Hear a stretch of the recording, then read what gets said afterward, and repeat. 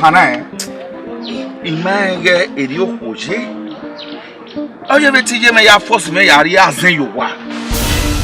Again, or frustrate me, or frustrate me, or frustrate me, water. Ruda, so he give you one.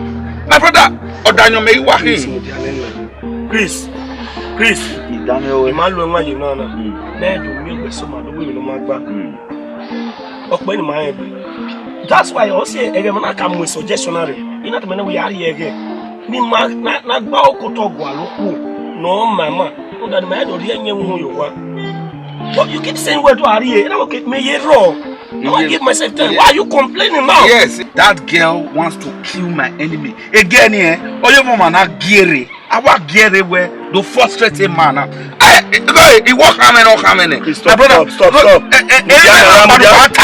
Wait, I'm so tired. Imagine me I get in my worry in area you wa. I cannot continue. A big woman when no one now boy I'm an azie igono na wena as igono pawakwe azona oh no scatter woman yafo as I'm talking to you right now in one other account because of this same person. Then why when you work them more? Wait. Vamos a do a también now. Me ve gire a so pa mo to mo we awe o we nekere game your baron wa kan ti asa gbe. Why are you complaining now? Give your a mistake igano. I made a mistake. Leave this anger. Oh toto. We are not here. Die. Again, this girl will kill me. I'm tired. Again, I honor the rule as in she wants to kill me. Again, she does not have a plan.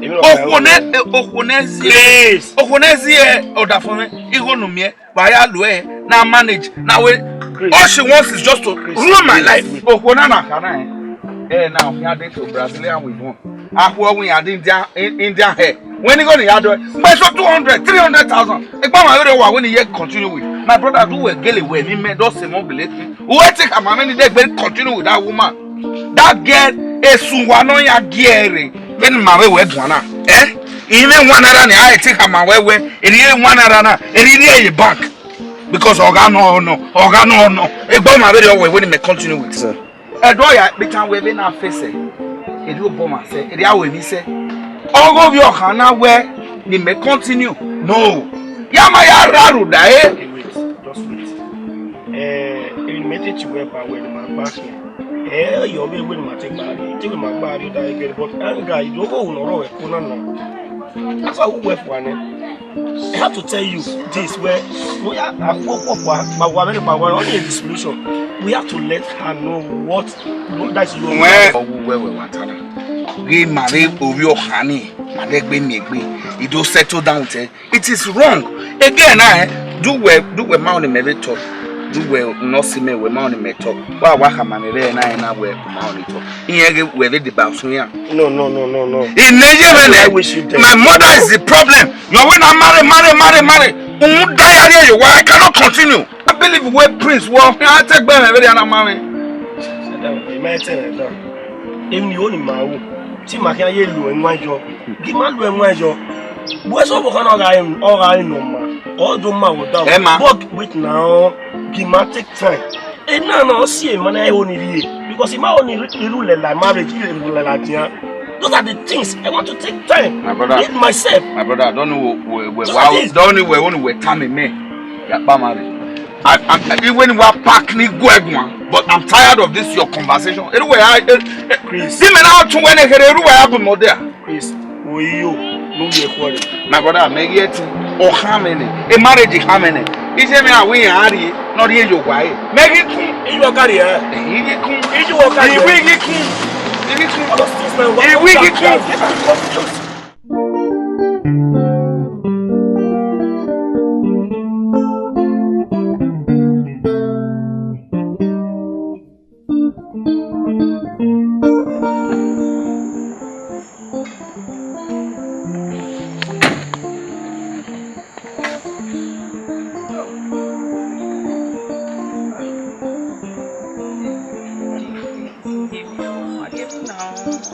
no matter now when one. If you are deal with you, after my family, you know, you up for the year.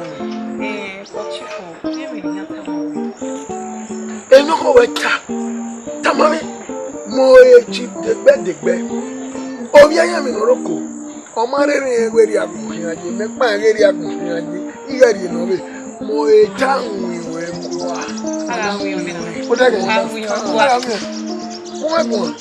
Mo ba en we weta na ni. Select to o iwe ni. Emi ni ka oni ko yo ri fo be wo wa na ni. O se we ni we wo ni. We radije. Iye me ga khian, iye me ga ti. Ete na te iye na we magi yo be yo. O ya me po wa na ni. O da yo na. Wait. Yes. One of them. Oh my God, Chief. You're totally. What are you heading where? Yara ro be yo. Ete ti ro be yo. Chief, wa bi bona nene, we bogo meme. Wewe. Mabel mutana ni. O me gidege ni bobi e kona. O ma gidege ni we left out. Gidege ni. Ya wa muni. Oh bueno, Johnny. Chief. Oh my God, Jesus, I love you. Ain't not telling we. Ye tama we there we anywhere no ma we me. Give me. You are the best. Me, oh Chief, the town we kwa. Ala mu kwa. Nonsense wa. Beni meje Chief. Awu kwa. Why the bene bi.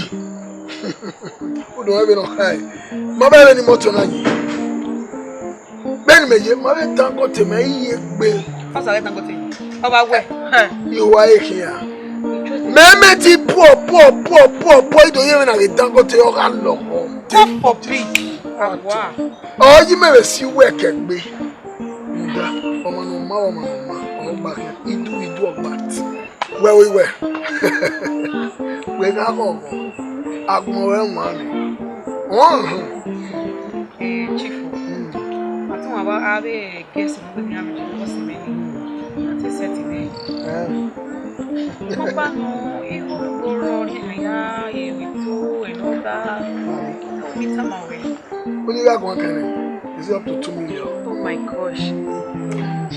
Even no can even utama me no we Chief ga account number me ri go your way u ga eni ya kere be netin ase agbon me ni e meti eri 1 million o ge no a ri go your account mo be gai be no we je na ni we is be no gbe ne wo e o ni ne wo mo be ti ana mo keke ma gbe re no ge no la be o ga ke o Hey. When ya? No, no. Chief. The bed.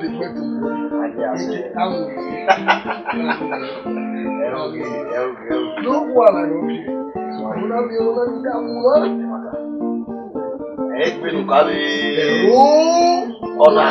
No, I saw you send the family for you. Only me have to wear. Never will we be here. Yeah, true. What about the Easter? Who back cover? No, we are here now. In my way, our manona. You can do it. Yeah, what a man of you have a very. Nobody on here. If you know any law in me, nobody will have a very. May we finish your talk. No, if you are in was there, and they don't go here. No one will hide. Okay, can we say no one will here too? Chief, the best one. Here they. Chief, the best. Alias,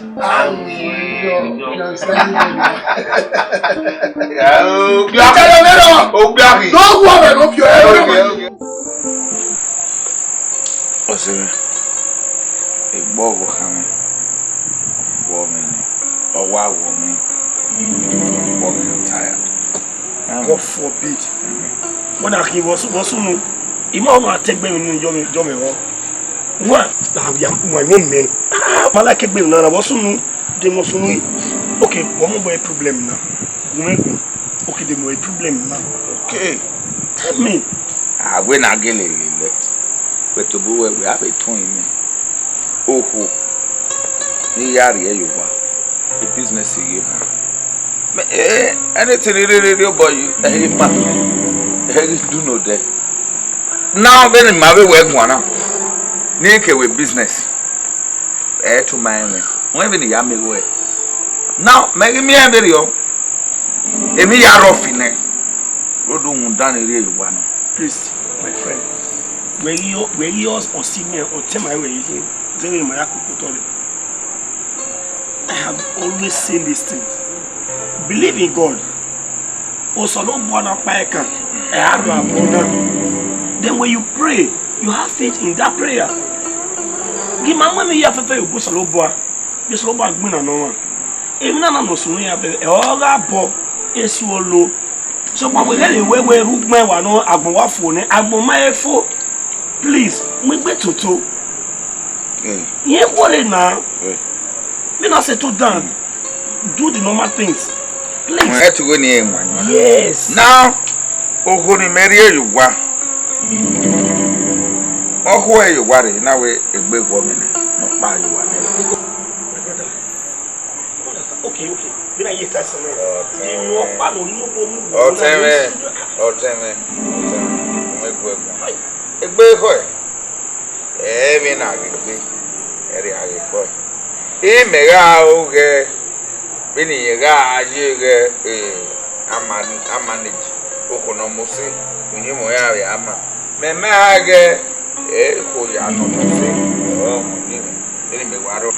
na to bo me de ko efo da onimo ema onimo hori ema eji ma se mefe ni je na Chris to mind me ya sometimes I made a mistake. When nobody's above mistakes. I made a mistake in the time when I hear what you've been a bring here, what you again a or I say again here, what you but my one is a mistake you have already made. Okay, give my find solution to it. Okay, yes, no, but how can you every time you have go away, the way go ganyo, the way go ganyo, we no it's not fair. We no you know say I will ada awada ada me adane ya lu ari correct egbe akere gbode di mi na gu weda kan we kan emen weta na igi le me ho Chris o ganyo ihu na oni agbon wa ema o gbaro no ma gbe ina ema yin mi me ri so pon lori ene o yo boy do lo practice anyway do na you are getting harder. It can be already with better to now Mujane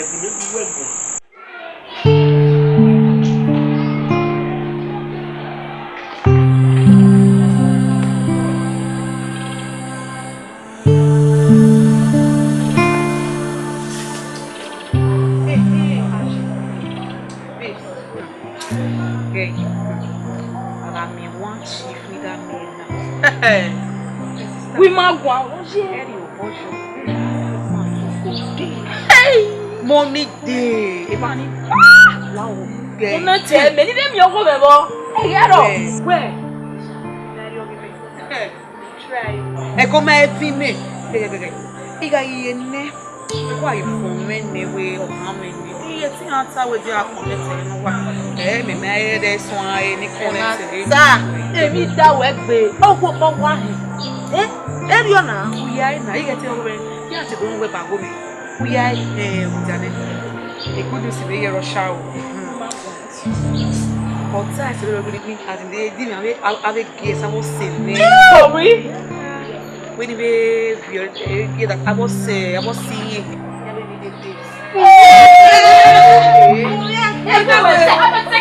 everywhere Wa rere wa ni pizza mo wa. Ko to do yan se we na ka sha o ile o ya dress o ya le. I'm so sorry. Ije no.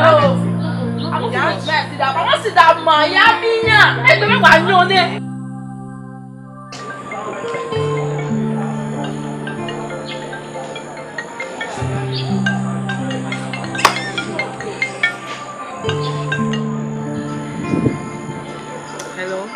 Hello.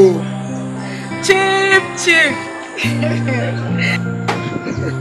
Hey, when you come on, let me have the on there. Of course. I tell me now everything don't set. I will trust me. Deliver now. Me talk. Yeah, my kid now married. Ain't not telling me. And who go me no share with you. You come away. Chief, the one. Meno. No water, no view. I am going to run water. I can whenever we are just number one will. All the way, I'm going. Very much I get you. I'm a big. Chief, the one. And yes, I will. Chief, me the clear road for you. Chief, I start still for you for here. I start still. I'm a boy. You like my like. Ekene ni ya ni na. Ìṣàjò wà fún na. Ìṣàjò ge ìṣìfà ọ̀pọ̀ àwọn ẹ̀ star. Àwọn ọ̀dọ́ rẹ̀ dẹ̀ wí. Ìwọ àwọn àwọn yẹn. Ọ̀pá ya kì í ya nù. Àlọ́ ẹ̀kú pé màá jó.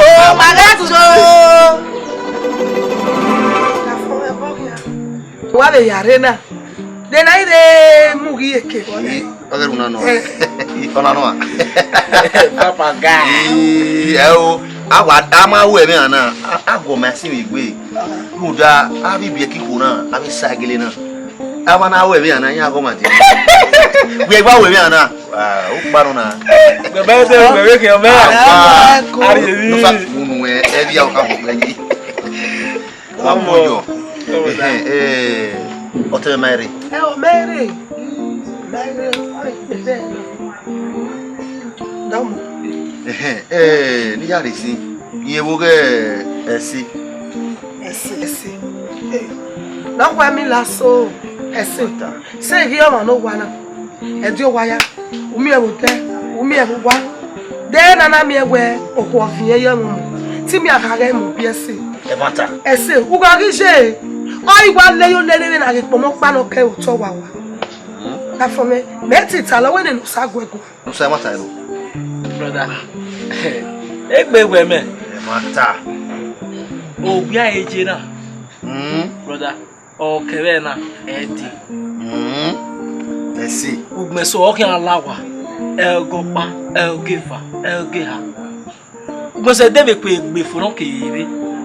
Odo asoko ya kamiji ya kiro zobonu gyaro ewa owe eho megazi obi gbado kiro obi kina Jomo owe ore odo agbogbore ene kita no bi mo pa Iye ilera ene igwe ni ya mo ekere igbe so imere no ya jere na igwe awori ya be fi abode igwe no we mi ya imu eko oywa la ogwa mu ogwa ri o ogwe na do fi opa yo tore le no mana sayo oguga dewu mo gian esi ese egbe gwo le ne wo temi agitayo tún ali evagun ọmọ náà gbọ́n ali evagun adẹ́mi ẹ̀tẹ̀rẹ̀ rẹ̀ ó bí ẹ̀rẹ̀ ìyá ẹ̀ gbẹ̀wọ́ ìrẹ̀lẹ̀ ẹ̀rọ bí ẹ̀gọ́ bí yẹn ọ́ sí ẹ̀ màtílẹ̀ zọ ẹ̀rí òkèdọ̀ adẹ́ni mẹ́tẹ̀rẹ̀ tó tá lọ́mọ wẹ̀wẹ̀ kéré náà èmi má bí ẹ̀dẹ́ ṣe o ẹ̀sẹ̀ ìrí ọ̀rọ̀ ló wá náà. Broda, lekere. Unga ge stase. Me gese soboe. Bele stase ya owa. Ri me ya mi ni boe. Mi ya o. So bo la o ni geri oboe o. Agwa, mi o. O bi se bari agboda de ya ze boda. Nla wo nugun mo be gure kun. Ebe nuta ni agbo mama o. Denu bele tana iri ho we geleje. So no bo abi ka ya to ya ni ma se no we. ni ori kama we e mata ya gino we ivije faga ya gbon that day agise o gwero waro nwata no bi ajiri o so da iga ho uberi o bossy me ne say do na metu bi mo odo di moto mo wa ija kuwe yo wa When no tana. Uona danwegi. Wa hede do to tatonic bege do do ku. Ruda o wa goina ni amina na When no tana. mana ni a minus no wera abi bia ki ko ni ya fe ibi ka gegiri amimi ma wala ja uta wala wedu do eti no ma wala ja awa we pinpin wa mu dia sai ko wa re yo fire to fire mo pa no abeligo yo ECT 50 kuna nusa ewe kwa no Edika bara wa nyogi we ma we ki o me bunu endo sa we my set of be goni la o kama ni ki o ke hotel o gari kama we o simeni no nana o gwe no wa do mi o mo ye luto da o simena o me bono o de chief degbe alias anwu yen fo eri kama gbe wo na la wo kama we no ya mi we na wa mo na very very special emi amia o kama wore musa di jura mi amia we mi amia o wa fi mero o wa bi jo bi komo he trust you oma ya sodogbe yo Demune we imota sona la o eko. We redo. mede la wa wa la ke do re pe ko ya se ri mo ni bi aka salo bola o su se ni ra ve se na je bien lo da wa ye ki ai bo da je ra ve se mo Salo da kwa. we su ye Wala wa. Me to ta keru wa. Omo, imi na ke o. no ya ma o ye mi bi mama o ye mi bi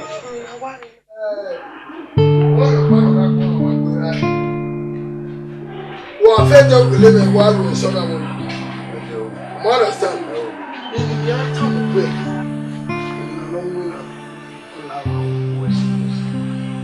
O ma be no ka we people share ke na bi o yi go joba. E ko be le do se pe polo na ya mu e POP. O wa ya. Say ya. Wa me no ka ya. O na ka. Send that be. I'm not see to your your author do me pay. For that simple reason, I'm not better water. Momu Jara chief, the bed one. Around you, but that's why I'm your guy. Not better water, tell me. All the new water. We have 200,000. I give me an animal back in the bill. Where's it? Back. or when you back be here na Yeah, 200,000. I want to eat. I will wait already. The man will only be a kid. Messiah, you are then I'm out. Where 200,000 we walk in. o se me no university akpomon no kin iruri kama o se me we na gbona o we se wa ni na mo O dawo. akami wo o dawo unyi won ma gbona tayo feno ila wo de o ka bi no ji wi ru wa wina na mi we o wa no yi o de wa wo na wa we kan yo da o be wa mi na ji de gbe o han O Bible. oh man wa wa the ball le atene na hiwe ya bokobo onu ìmúlẹ̀sí náà gbẹ̀lẹ̀ náà yàrá best state gbẹ̀lẹ̀ náà chief gbẹ̀lẹ̀gbẹ̀ Nigeria limited conglomerate àwọn èèyàn ẹyọ conglomerate mọ́nyà broda o ya kunu e chief kaka mo da we e meso wa mo na ya go wa no omi ògbénu Who are it no where 120 plaques or and there. Oh, yeah, day 16. 60. That day 16 of your own. Where the pie dinner, no pie dinner, no pie dinner. Oh, the higher than your dad yet. Why can I have no people? Chief, make a time I wear 200 plaques. Pull out walking out there. He goes one of his secret. We have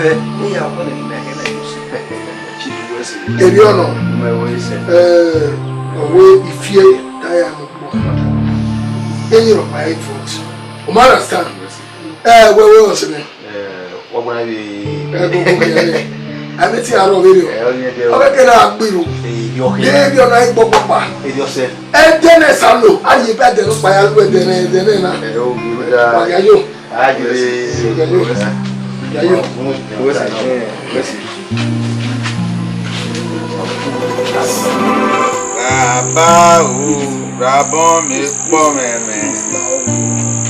Oh, give me a rabon, make mom,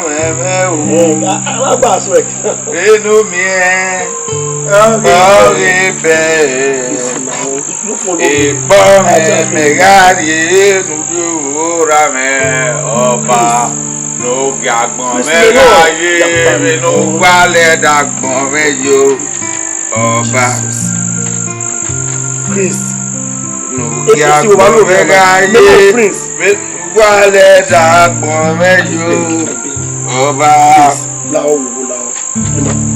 we not Natana. Don't understand him no so. I to beg him no go Can you see what a woman asked for my life to do? Oh here, nekere no agua. Oh ask for me to this. Now why when you take our manager here? Yeah, by it, Baba, Rabba, make my little messy one. Oh, give me Rabba, make my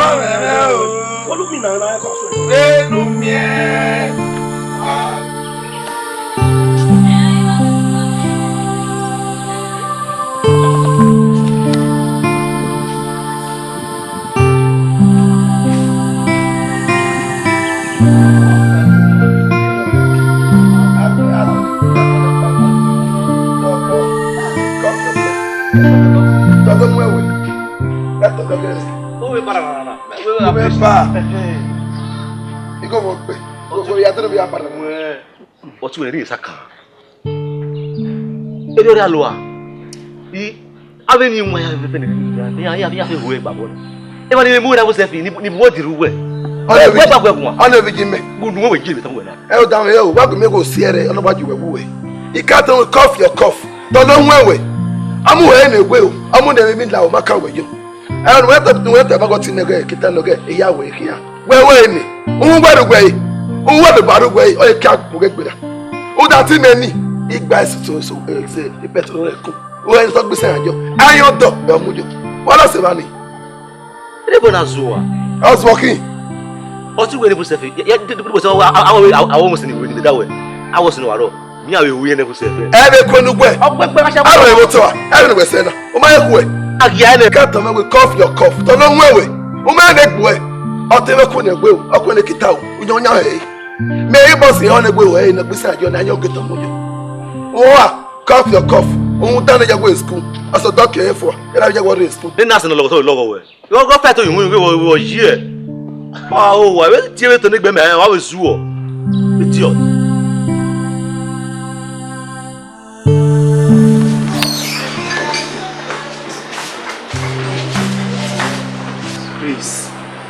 Chris, I know I cannot go with you. Please, Chris. On our way, we can't. Okay, don't be mad. Leave me so good. I'm going back here. Daniel, I ain't going to you. What you say? I'm going to you. My miss, Viviana. Or you to me? Now, I'm Daniel. I said that. I'm making a dance. I am here. I don't know. You see, Mamma, hey, you. Mami niga atama, nigga when I settle down. Makwala open no money ma. Men don't want you when you want. Those are the things. Again. But nevertheless, my hero, I have fighting you. Oh, you he said, Tie. We call. When you were, I call. He does not pick my call. And my call, eh? So, when I'm my call, we will continue with this. And I'll see me. When I know now, I drink. It's okay. Come on, we need to talk. When you talk, we need to. I make no man be. Obama, you told me. Okay, let's go like this. What is your plan? You may be your plan. You way forward. Where are you from? Money, you are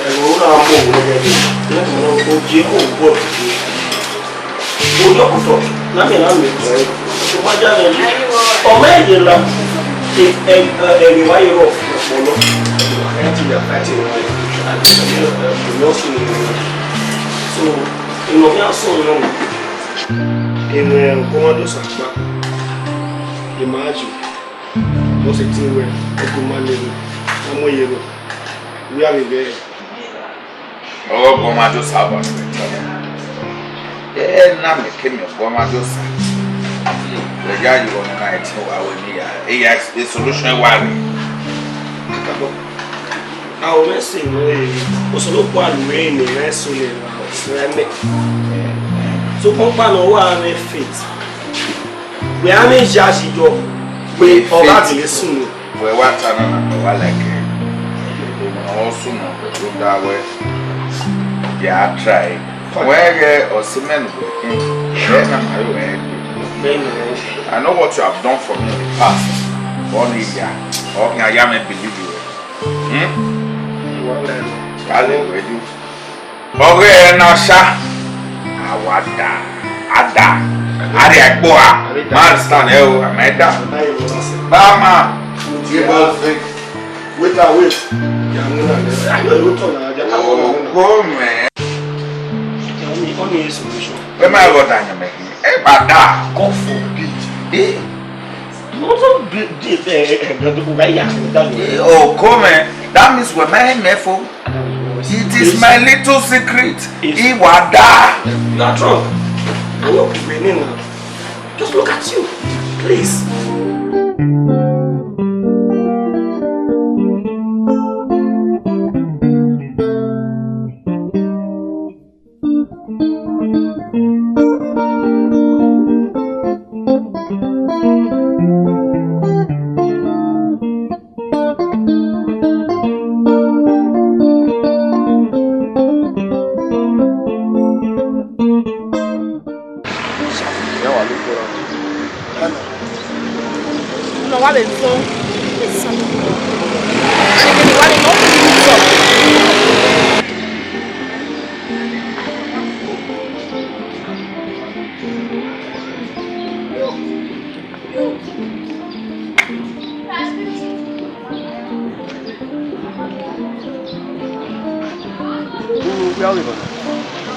Keke na penny ya rifo. Osu no. Keke ni su ro mana yi dubu where. Actually. Any more colleagues. So? Lu tu we me gba yo ware ya. O bi opa no wa do agun emu ti ada ito tu ne. Ni ma oni anywhere so e do ka ku ware mama eh. Wa mo si. Where's ake moto akomoteni ala. Iwo le mo we e wa like you. Iwu we say me le ku we nu ka kun da e nu du we gba o ware. So why excuse me? Actually okay. Ko ma de e mo ya to re ji ni ma o le de. So mo here. Gay. You know what I want? They were not say. They call this now me go no. Ogun pase ogun pase ko ri ohun. Ira mu. Nyawo no problem. Aka oga wa no o ga de lo yokun wa o bi dada mi won we ya se gbe yegi mi wa nu ari yegi na ibu ya fe gbe o lati ya o iforo iye ga hara wa pe yo re we ma sa ji wo ni pata me ko ku na da ye mu gbo bi nya ya cheti Ewe me kuba yo ware. Ede me go. Edi wa kabwa. Ke papa wa be hi ku. Wo se ni na so ta mere. Wo be ta mere. Ni re ke ni re ti no secretary. Hey. We na ke le kujo. We abi nyame ni ke we ase. Wo ye na te se ku polo. Eye no bi ma no no. Abi giwa, egiwa be giwa, ni ati egiwa ukpu ni. Ori we was so mafia manye ko ri me ya abi egiwa be no keke. Wo mo ti obera. Ah we wa mo wa ime ni yo ni e mo ni ko ni ko. Why na mi egwe u ki omo ti lo ho e. U gbera de mo be ri o e. U to ya gu me gun a. We ni wa pa mo we. E to be gbe ta nu dare na. Tu ko le pa yo wa. O ma ese no si eso. Just you wo pe awe wo kilometer na. Are. Because listen na mo ko no problem. Bini me jiba mo ni ha de tuwe. Eko yo be. Am be gena we for me for. Ele de yo ni ha. Ele de yo. Ya we follow up. Bebe mo ya we ku. Ah! Eri me. O the best me ka le do na. Ipa tu wa we nu gbe. No pa ta nu gbe. 3 years you da fa lu e tali. Anyway, banana ya. This is my apartment now. My apartment now go. No dey understand. Ogara ni. My apartment now go, baby. Where ti to ni me ya wo. O ye kan ya wo where ti do e. We make class we. U ma ko no wa ti do la gbo ju wa ti mu. U wa me ti ni wa mu ti ado pa mu de bi na he keke na pe. To a gu me gu a. We ime gu wa sa. Let's be there. E grace no no wa. Wow, wow. I will be La palabra yo me so ma mo ni. La palabra yo na o ibo mu na. Si wa be zuwo. Ìjọba ma mi ade be onugbe. Ejobo. Ah, person ya mo ku. Enwa lu yo. Mo ko se. Okay, me mama ti follow up. Me say me dem okay onugbe to de ba me. We da wa ya. Ni pa ku ejo. Me ke jimu na be na. We to pass here. Mo ku da o. O no si o na to so. Ni me yo ko ati na be wa na. O yu me. Ele awe awe no ku ya o ko pe o de yo sha. Ya o. Ya o pe.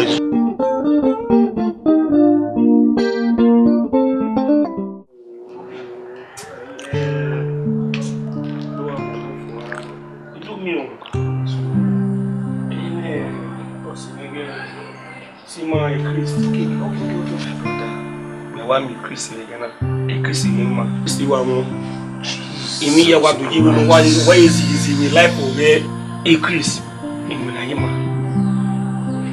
bi na wa gbon na yan ko kan fa wa Ma ta. wa mi increase mi ogo uyen gbede anu gbera na imu increase ari won dada mo ya mo wa mi o wa biri agbolo ye fi po emo ija mi adina iko kolu ya do mi o na we. Yeah, because in time I never had a job, pastor. Yeah.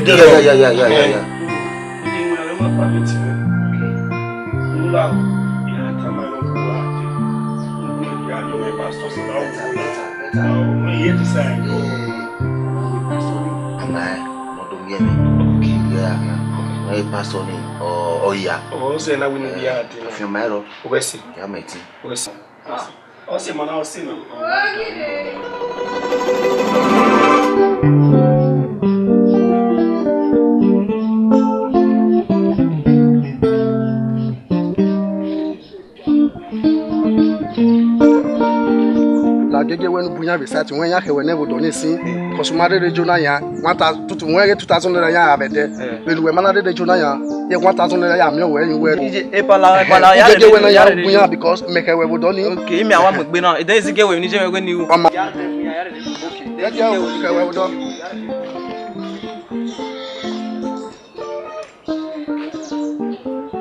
make him wait some traffic.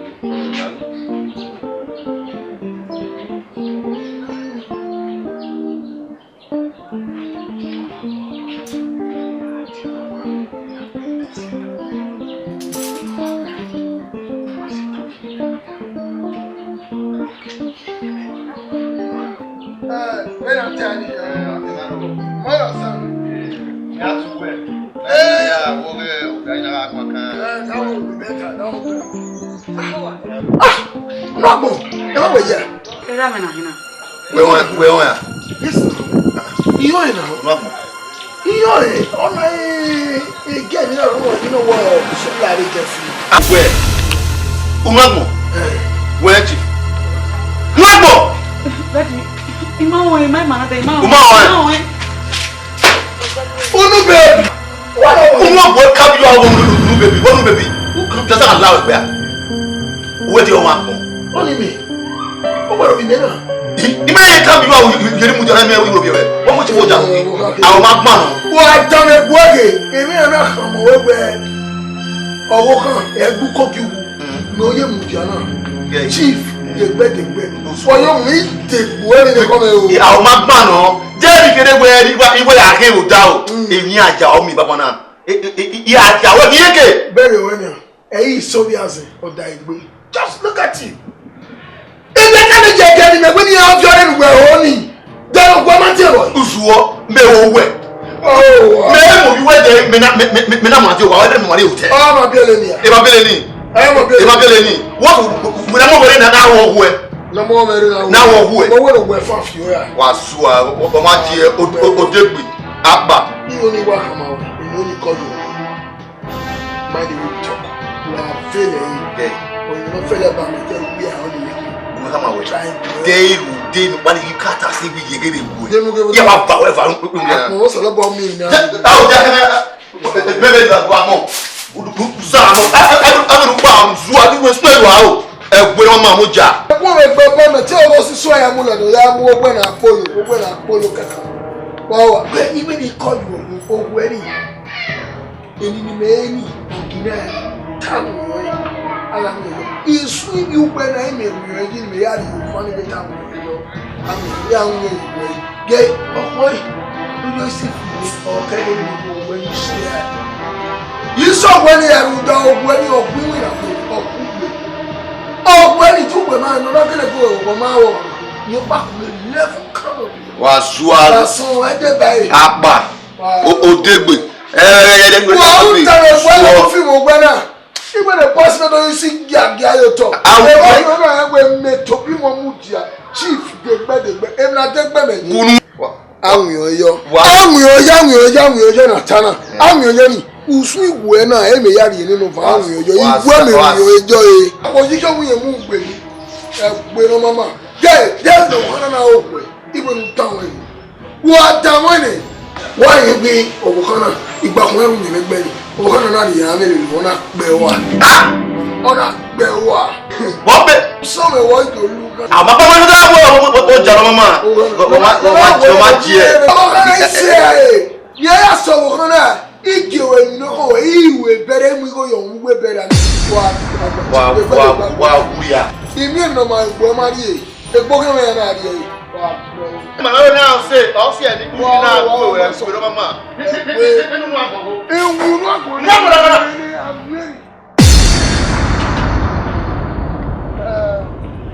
I don't want to understand. Mary, we're quick. Understand? Then I'll tweak out where you wear from Uni. Understand? A minimum of can wear. My what you walk back. Okay, that way. Oh, yeah, you may go the no. You may. Is I try but Miriam. You let him answer it. The only thing is, I will be about one up there. Or tell away him. Memetin a little when winner, you went out to your room. Oh, you know, me, I may lily in winner. Oh, you don't know now, I believe where you're son of one. You stand up. Understand? We talk when we test a video where where I don't know. I'm Gilly May. And about two or Moku or Biele or Moku. We're gonna take away or Moku. I don't know. Oh, Namia where or no have a Mokia. I wear full correct. Or have a Moku, I will half correct. Wayaka only take away. I don't know where whatever when you're wearing it. You see? I don't know what oh, for Roy or who you have. On regular, oh, we have no Roy. No, lao will never do a one on lao. You are more so. I will think about it. Yahweh. ya werunda berwe general no ya fema feme otu we no yime yuwe heme obe yime onwe mother son adomi ugme so me yemu na nu gwe aye na bi o hime be ni tani be be mu odo ma bo ma ba gbe o ke ma na ba gbo ko do ka be be no gweje ya were I'll call you. I call you. I'll call you. Don't worry. I call you because when you wear my bed, when you go to it, I'll call you.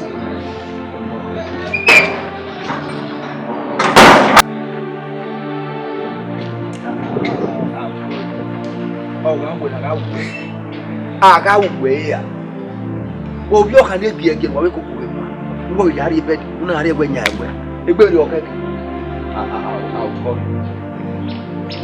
Do am na me mo ibu me no wahala o we nya ibu me wa ero we nyo bi o ka kere yari egwe nya egwe o we ri bitu o gege ivana tiri bitu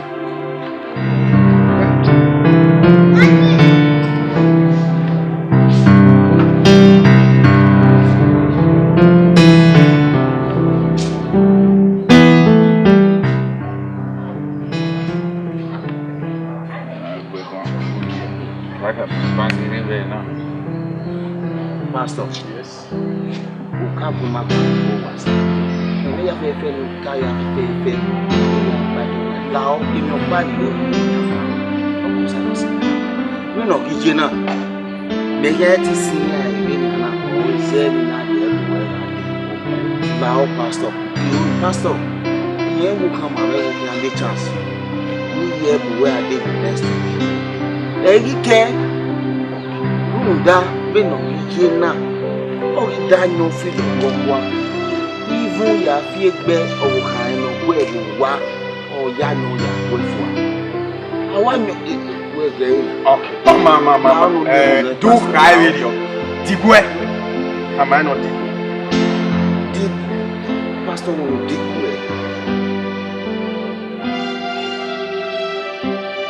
in Jesus name commit your son life. You will be the one to deliver him. Father, deliver him from this problem in the name of Jesus. Amen. Any case the devil placed in, I loose him now. You are free in the name of Jesus. Amen.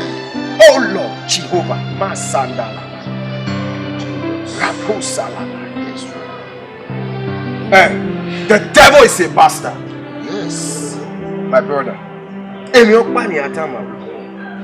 Ọmọ wokun ku opa no ya ayi ni awo ego oke no we ego mo mari na yo si ologo ma na no lagbera o aye ti kire yes If you promise me everyone say you go na cat e ma mi if you want know the woman go na okay we get asuma o we me yari ogwa okay ni mana ka we me go na we agbe mo a Christy go me la moto mini I no get money see no go aya yoba ahia de keke na pe wala ahia o ma ti na ni license la anything no really come we come kan ni ni meje digo gbe mi yari when I get it but then I tell matter ne dem ni we mo hia no we she di hia na na e to be married yo e manage Chris e manage ye Chris o go on Christy wo go on Christy ije agbo ma we agbo de gbe ma we nkunu gbe kan me eni me we ma e de gbe ade wa ne ade e ma we na we ni are de e de agbad we agbo de wa ni ya kan na ni ya fire we no do ni tare o ga je Please when you tell you Gajagmo who the blame you when you love you please when you love you who the blame you they condemn they would have bought you condemn again no na Look at. again no Just look at you. I mean your ba no salubo ati ebe no nwa kegi my way whatsoever that is easy, the Lord will reveal it. Yes. When your case is over, by the way, your case is over. That hope. Ibu di opa ni aye. Ugawe, owo awe ufu yagwa. Iye got the video.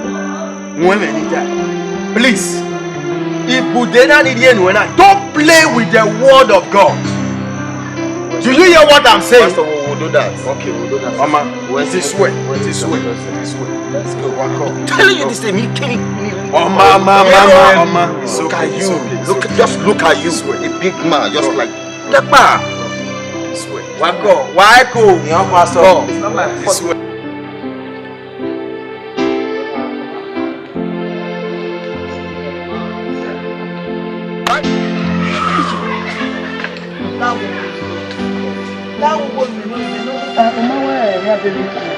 Oh, I'm not telling us all that. Oh, when there's a phone, that will go. You need to act out. Who was in the city? Emma, when I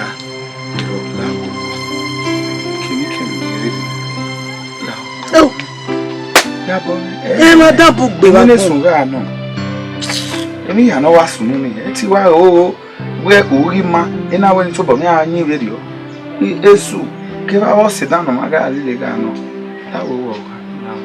We are both. Now.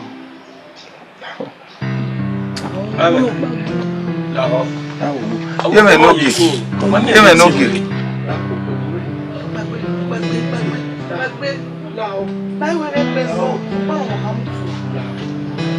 Amen. A walking man, I'm in it way. A walking man, who make it. A walking man, you now, you go, you know, so in Minnesota. Ebe ya fe no wata bese. Ni ma wa de ro omi oni. Ba. Agbori ama. We pa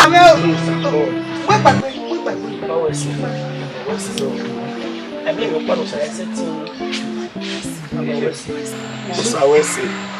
Iye we mi ya fe mo ga so.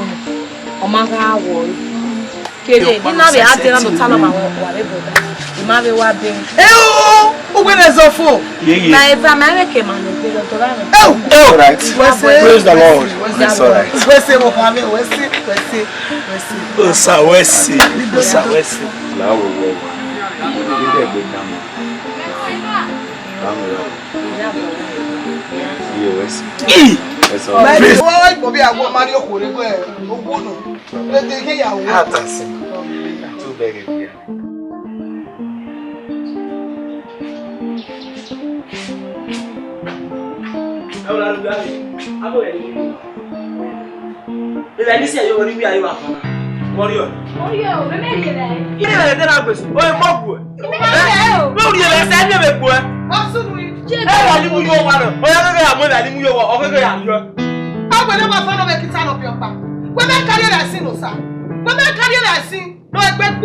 What's your mother?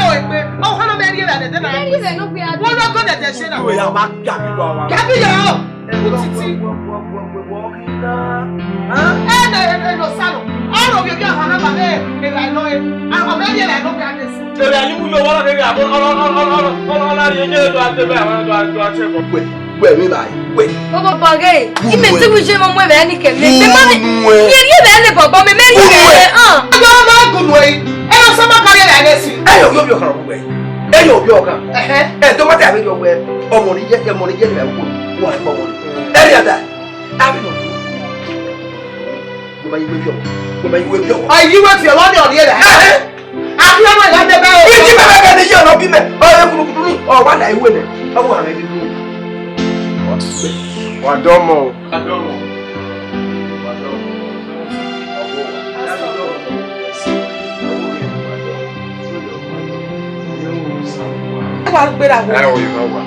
See why we say yes. What ya bomb sanu does. I mean you pan sanu boy say. O pe akin ate yes. I say obi me. E ma ta. Yes. Obi me. Ijele. Ere wa ta na we. Be lo ya akin kuruke na we. Ma we da ona. Koko mona me. Say, what did I see on there? Yo yaba, e mona yo yaba. When the pastor guy. Ishi pastor, where say? Ori church. I will prayer warrior one. No, be here. Who does you where say? I mean, no father salobo I said to you. Be no one can my way whatsoever we banded here on earth is banded here. Are you when we say? Uyago sana yire. Uyari Jesu na le yeke.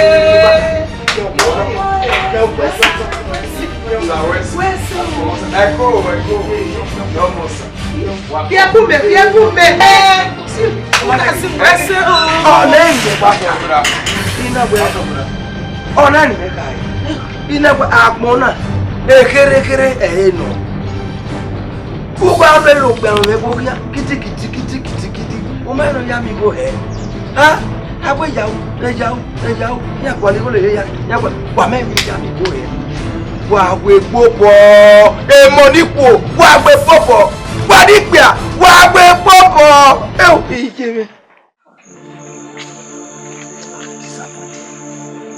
we me found ya the chief digbe alia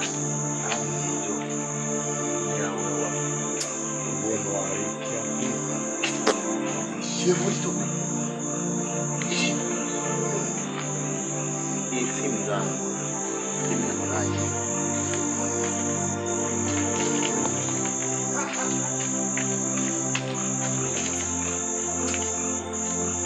wow Daddy lawo iye ke mi ni ga wo iye ke mi no gba wo go daddy jabo me lawo ifi were ni women we megbe we degrees me a chief alias Amuyeyo ona wa nyo we just like that if we men me we chief time we when we dinner o ga kun level canopy o my friend no that very day I was ashamed.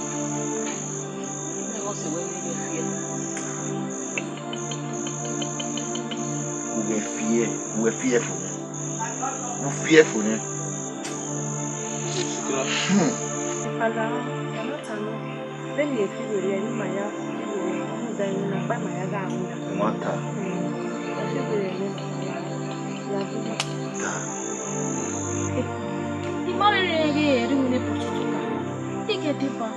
Ya tamoja mani oiseke ekwe ya taso wa eso me mume ya ni asa ya woni wo ni pegbe me na ifo me meteo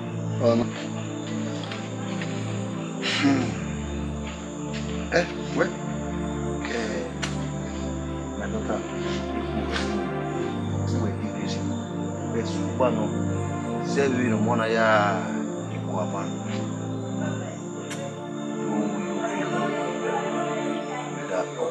Nyave finye beme egeni mebe ya tuwe malie ke fiesu ala ofie edeni yo fie ka wiri o de the chief Amuyeyo Amemewe obi me yenwie yo ho why the way you dey gbe down o si that Edonuzomo wa wese kakabo enwune kapitana ma nwaka yima gelegele wa no enwuname wa no akugboro yo sagede aka Ayu God enwune kapitana igwagili wo we na we igbe 4 years iwo ina serve master 1 year 5 years so pa owa mogama e kapitana ado ate furniture man so yi be say ye ne I do attend a furniture man. A store man, a van man, over slope or ye. Number 1, Ewa Road of Bariba, number 29, over slope, opposite Ghost Time, of Bana River. So, Ivani, will shop me why ye. And when I eat a running, where I yawe, Tiwa was I yo.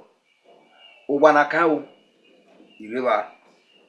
I like me what we can, where am I sitting with Sin or Unachime, the river, ya is sitting with. Ekpet you in a yavie, and I may want to kick no, me, why you be way, no one. I got a yatota. I guess so raw, Nenyakan, no, how ye palo, wo bombe. Anam your way, oh, cook, on our cook, oede, or kuwe, on our could war, on our we came up, or be caught in on the garden. I worry, or can we McKinney would be here qualify. We do our pony, we have any, I can mute Lawa. A bagani affair, he was setting way. No, allow, I don't know what. In winner, Wagamume, he got setting, he may boo, have your. Ugari go kereme, he got wefu. Do film so far where they go when okay, no credit.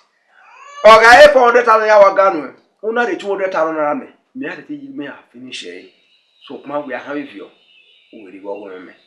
So, anything in my. Oh, see, maybe a Vito, Agawa. Don't know about what. Oh, Mona, do my way to take so my equity who are there. A female donor, any na, or a cattle or way, or with me, that you are the no yakin, with female do, you are yakin, the yafe. Who got a female or river. Kate, in window bona wena, ni matie capitana. Edena, or even my back way. Mega seti wa bi rajo ne zai, nwo wani. Eni nana, debito agawana, aluminium, PVC o, eyape, alumako. Anamye we eku, no wa pian o he. E keno pala o. Eni na o yo me. Alumako. Eni na ewa no. Ana be mi o me be we o ma bi alumako yu wa, o ma jere afinet jo. Una jibeti e.